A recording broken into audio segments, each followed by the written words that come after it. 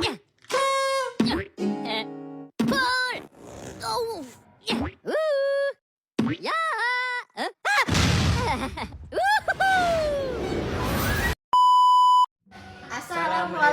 warahmatullahi wabarakatuh. Halo Sobat Sosio, selamat datang di podcast kita hari ini. Bersama aku, Nisa. Dan aku Bara. Hari ini kita bakal ngobrol seru tentang topik yang sangat dekat banget sama kehidupan kita sehari-hari, yaitu dampak positif dan negatif hubungan sosial. Yap, karena setiap hari kita pasti berinteraksi dengan orang lain, di rumah, di sekolah, bahkan di dunia maya. Tapi ternyata hubungan sosial itu tidak selalu berdampak positif loh. Bener banget, makanya hari ini kita sudah kedatangan 3 narasumber kita. Yuk kita sapa dulu. Hai Kesya, hai Yulia, hai Desi. Hari ini kita sudah kedatangan 3 narasumber kita. Yuk kita sapa dulu. Hai Kesya, hai Yulia, hai Desi. Hai Bara, hai Nisa. Hai. Duduk.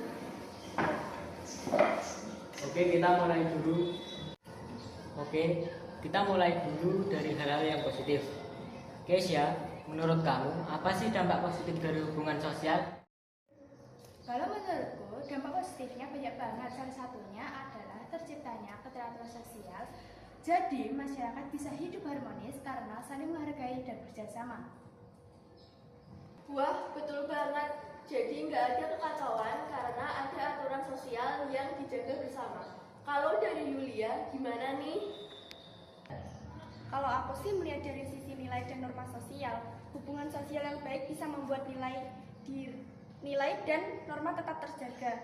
Misalnya jadi tahu mana yang sopan, mana yang tidak, karena sering berinteraksi dengan orang lain. Menarik banget. Nah, Desi, kamu punya contoh yang lain nggak? Ada dong, hubungan sosial juga bisa memunculkan penemuan baru. Misalnya, lewat kerjasama dan diskusi antar individu atau kelompok. Bisa tercipta ide-ide baru untuk kebaikan bersama.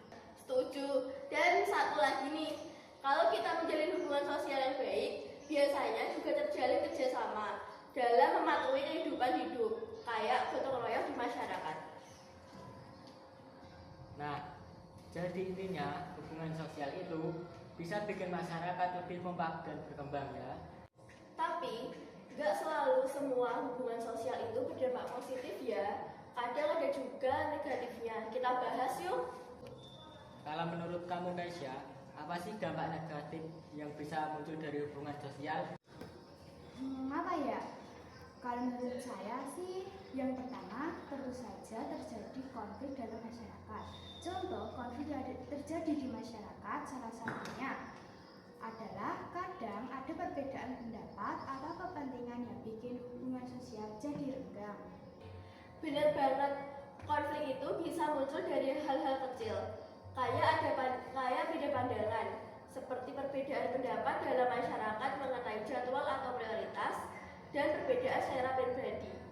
Tapi kalau nggak diselesaikan, bisa melebar ke masalah besar. Kalau dari Yulia ada pandangan lain nggak? Kalau dari aku ada sih. Dampak negatif lainnya adalah timbul solidaritas sosial yang berlebihan.